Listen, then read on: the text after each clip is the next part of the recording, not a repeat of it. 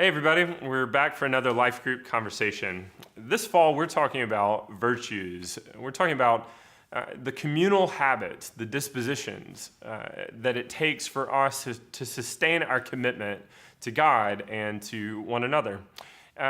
Each time we're gathering, we're talking about a different virtue. We started off the first conversation talking about prudence. Prudence is the pause that we take to consider the consequences of our actions, the pause that we take in order to consider the mind of God and Jesus Christ. The last conversation was about justice, the will to give God and our neighbor their due. And today we're talking about fortitude. Fortitude is courage.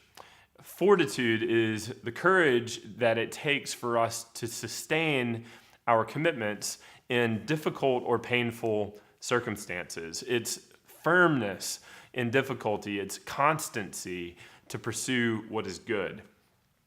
Often, a conversation about fortitude or courage is wrapped up in a conversation about war.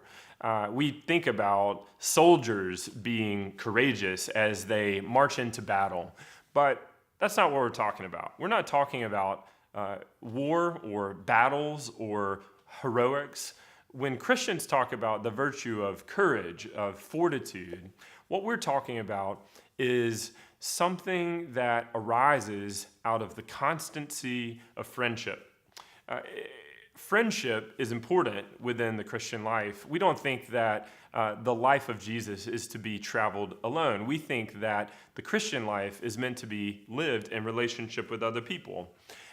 Part of the difficulty of any adventure, of any quest, is that there'll be painful circumstances, and you need a certain kind of virtue to get through, and you can't do it alone. That's courage. It's the courage that arises out of friendship.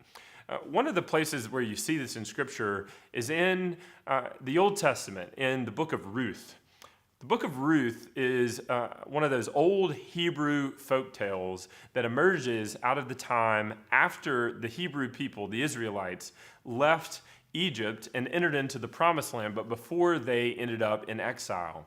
It's the story of a Moabite woman named Ruth and her mother-in-law named Naomi, and some of the difficult circumstances that they faced. Ruth lost her husband. Naomi also lost her husband in the far-off land of Moab.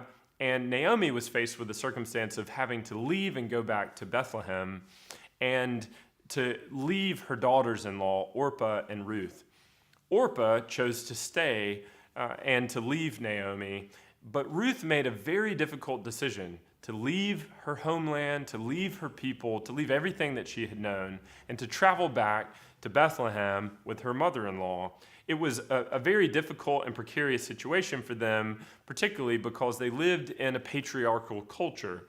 And for a woman who was a widow in a patriarchal culture, what it meant was there was very little economic or social stability. There was a lot of insecurity that these two women faced. So it wasn't an easy decision for Ruth to make.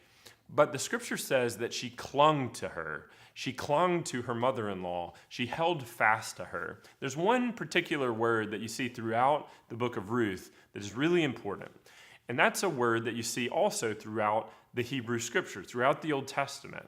The word is the Hebrew word hesed. It's translated in a number of different ways. It has this depth of meaning. It's typically seen in the Psalms to describe the love of God. It's the loyalty of God's love, the devotion, the steadfastness, the loving kindness, the constancy of God's love for us. And in the book of Ruth, that word that's often used to describe God's love is used to describe the devotion of Ruth for Naomi. Ruth was devoted in this constant and courageous way in the face of tremendous difficulty and pain and strife. What you see in Ruth's life is courage, it's fortitude. And I think part of what we see is the relationship between courage and loyalty. In Ruth's life, loyalty breeds fortitude. It breeds courage. And I think that's also the case for us. Our loyalty to our family, to our friends, our loyalty to our small group, to our Christian community, our loyalty to the things that we know to be true and the things that we know to be good, that loyalty sustains in us and creates in us a sense of courage to actually follow through with the things that we are committed to. I couldn't stay committed to justice without you, without the Christian community. You couldn't sustain your commitments to the things that you care about without your friends, without the ones that walk the journey with you. The Christian journey is not meant to be lived alone. Friendship breeds courage. So as you talk tonight, think about that. Think about the ways in which you see fortitude and courage in other people, and imagine and maybe pray for a bit more fortitude, a bit more courage, constancy, and firmness as you live out your commitment to Jesus Christ.